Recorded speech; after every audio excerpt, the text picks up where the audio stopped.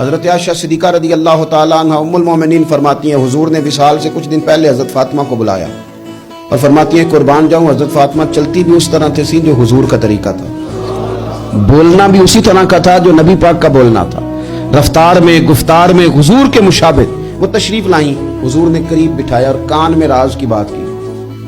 اس کا مطلب ہے کچھ باتیں بیٹیوں سے بھی راز کی کر لینی چاہیے۔ بھائی آپ غور کریں گے اور سمجھیں گے کہ بیٹی سے بھی کبھی کوئی راز کی بات کر لیں۔ حضور نے بلایا اور پھر کان میں کو بات کی، کان میں نبی پاک صلی اللہ علیہ وسلم نے، تو حضرت فاطمہ رونے لگی۔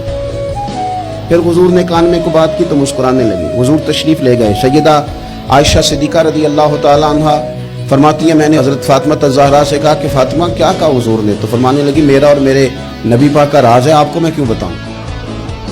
تو حضرت سیدہ عائشہ صدیقہ کہتی ہیں میں خاموش ہو گئی۔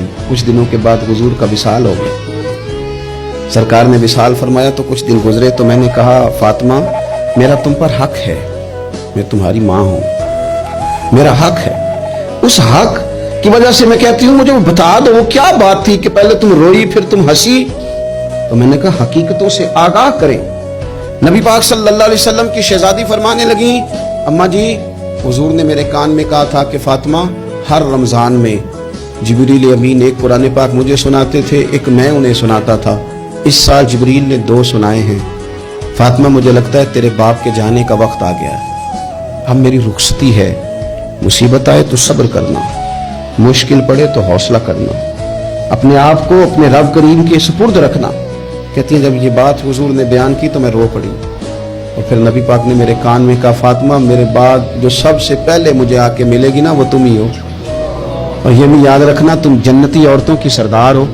فرماتی ہیں یہ بات سنی تو میں مسکرا دی۔ 6 ماہ گزرے حصول کے بعد تو سیدہ فاطمہ کا وصال ہو گیا۔ صرف 6 ماہ، پورا سال نہیں، 6 ماہ گزرے۔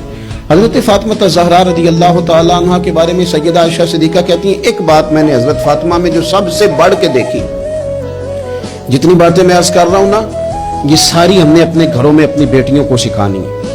ان کو حقیقت سے آشنا کریں، حقیقت سے۔ یہ چھپانا اور یہ کہنا ہو یہ فلانا بچہ ڈر جائے گا، یہ گھبرا جائے، وہ پھر ساری زندگی ڈرے گا۔ بچوں کو بزدل نہ بنائیں، ان کو سکھائیں کہ آپ نے آنے والی مشکلات کا مقابلہ کیسے کرنا ہے۔ ایک بات خاص کر کے مسند ابو یعلا میں سیدہ طیبہ طاہرہ حضرت عائشہ صدیقہ رضی اللہ تعالیٰ عنہ فرماتی ہیں میں نے نبی پاک علیہ السلام کے بعد جس کو سب سے زیادہ اور سب سے بڑھ کر سچ بولتے دیکھا ہے وہ سیدہ فاطمہ الزہرا ہے۔ میں نے کبھی ان کی زبان سے جھوٹ نہیں سنا۔ خدا را ماؤں کو میرا یہ پیغام دے، ان سے کہیں بچوں کو سچ بولنا سکھائیں۔ والد سے میری گزارش ہے بچوں کے سامنے کوئی بہانہ نہ کریں، انہیں 1% بھی یہ نہ پتا چلے کہ آپ جھوٹ بول رہے، 1% بھی کوئی بہانہ بازی نہ سکھانا انہیں، ورنہ وہ تمہارے ساتھ دھوکہ شروع کر دیں گے۔ وہ کالج نہیں جائیں گے پر تمہیں کہیں گے میں گیا تھا، وہ سکول نہیں جائیں گے اور تمہیں کہیں گے میں گیا، تمہارے ساتھ دھوکہ کریں، وہ تمہاری دولت غلط جگہ استعمال کریں گے، ان کے سامنے